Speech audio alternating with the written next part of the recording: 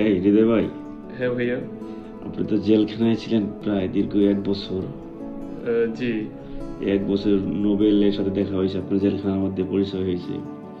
তো নোবেল ভাইয়ের সাথে আপনি কি গান গাইছেন ওই সময়? আসলে নোবেলের সাথে যখন পরিচয় হয়, ওর সাথে পরিচয় হচ্ছে আমি সকালে ঘুম থেকে উঠি যখন ডিটেনশন যখন অফ হয়, এরপর ওর সাথে আমার দেখা আর কি। আমি সকালবেলা বের হয়েছি, আমি শুনেছি নোবেল এসেছে, পত্রিকায় দেখলাম নোবেল এসেছে, তো ভালো কথা। সিঁড়ি দিয়ে যখন নোবেল নামলো, নেমে কি করলো, মানে আমি হেঁটে যাচ্ছি, নোবেল হেঁটে আসতেছে, তা আমার দিকে একটা লুক দিল, মানে এমন ভাবে তাকাইছে যে ভাই আসসালামু আলাইকুম। ওকে, হ্যাঁ ওয়ালাইকুম সালাম, সাথে সাথে মানে জড়িয়ে ধরলো। ব্যাপারটা খুব ভালো লাগলো এবং নোবেলের সাথে ওই টাইমটাতে পরিচয় হয়ে খুবই ভালো লাগলো। আসলে নোবেলের সাথে যদি না মিশেন বুঝতে পারবেন না ও কেমন। অনেকে বলেন ও নেশাখোর, অনেক অনেক কিছুই বলেন, তবে ব্যক্তিগতভাবে আমি বলবো তার সাথে না মিশলে আপনারা বুঝতে পারবেন না। আর মানুষ মাত্রই ভুল, মানুষের মধ্যেই ভুল হয়, ভুল ছাড়া মানুষ নেই। তো আমরা যখন জেলখানার সেই স্মৃতিগুলো, নোবেল আমি যখন বসতাম সূর্যমুখী সেলে কেরানীগঞ্জে, এই সূর্যমুখী সেলে যখন আমরা একসাথে বসতাম, এই সূর্যমুখী সেলের ভিতরে যত মানুষ ছিল, যত ভালোবাসার মানুষ ছিল, আওয়ামী লীগের অনেক নেতাকর্মী এবং নেতাকর্মী ছাড়াও যারা বিভিন্ন পর্যায়ে ছিল, সবাই আমরা একসাথে বসতাম। নোবেল বসতো, আমি বসতাম, আরিফ ভাই বসতো। তো ওই টাইমটাতে আমি মাকে নিয়ে একটি গান বলেছিলাম, অনেক গানই বলতাম, জেলখানার গান বলতাম। মাকে নিয়ে এমন একটি গান বলেছিলাম যে গানটি শুনে প্রত্যেকটা মানুষ অঝরে কান্না করেছে। আসলে জেলখানায় যারা যায় তারাই বুঝতে পারে জেলখানায় থাকার কতটা কষ্ট, কতটা কষ্ট ফেস করেছে জেলখানার মধ্যে। একটা বছর জেলখানায় ছিলাম, 24টা ঘন্টা আমাকে লকআপে রাখা হইতো। পরিবারের সাথে কথা বলতে পারতাম না, সাক্ষাৎ করতে পারতাম না, 24টা ঘন্টা লকআপে ছিলাম। কিন্তু জেলার সুপার, জেলার যিনি আছে উনি অত্যন্ত ভালো মানুষ, আর সুপার যিনি সুরেয়া ম্যাডাম, উনি অত্যন্ত মানে খুব, ওনাকে আমি খুব সম্মান করি বোন হিসেবে, খুবই ভালো। তো যে গানটা বলি, আমি গানটা আপনাদের সকলকে শোনাতে চাই। ভাই যেহেতু বললো, আমার হাফিজ ভাই গানটা যেহেতু শুনতে চেয়েছে, গানটা বলবো, আশা করি প্রত্যেকের ভালো লাগবে ইনশাল্লাহ। জি বলেন।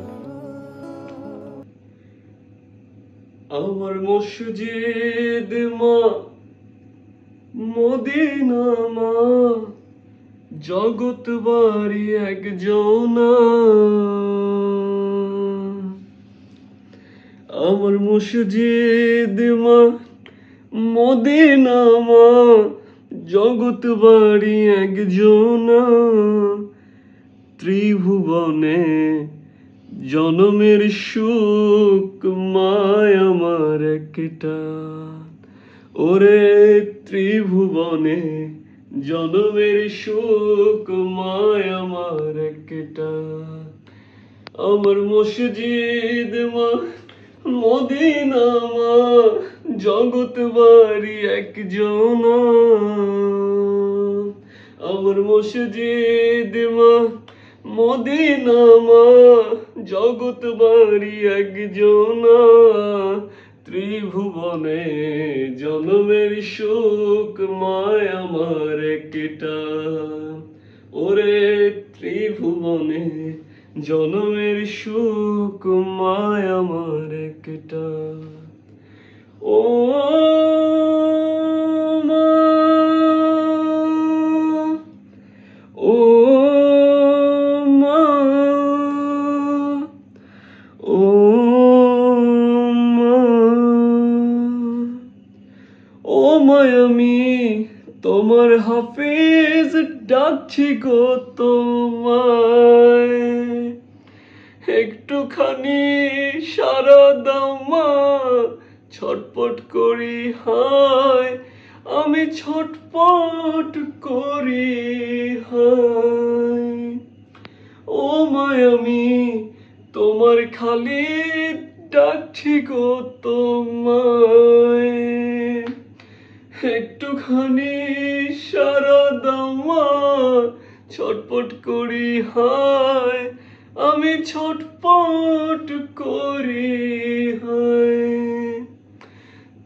ছাড়া এই পাগল রে বোঝার তো কেউ নাই, ও মা বোঝার তো কেউ নাই।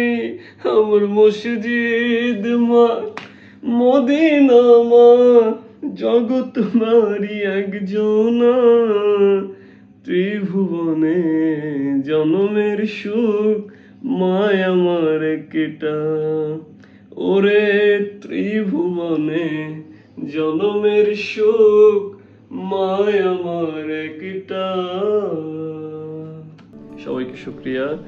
সবাই সবার মাকে ভালোবাসবেন, কারণ মায়ের পায়ের নিচেই সন্তানের বেহেস।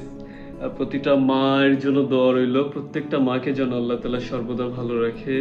আমাদের মহানবী, বিশ্বনবী, দয়ার নবী, মায়ার নবী মোহাম্মদ মুস্তাফা সাল্লাল্লাহু আলাইহি ওয়াসাল্লাম, তার উসিলায় যেন আল্লাহ তাআলা প্রতিটা মাকে ভালো রাখে। সবাই ভালো থাকবেন, সুস্থ থাকবেন। আমার হাফিজ ভাইয়ের জন্য দোয়া করবেন, ঠিক আছে? আর ভিডিওটি যদি ভালো লাগে অবশ্যই শেয়ার করে প্রত্যেকটা মানুষকে দেখার সুযোগ করে দিবেন।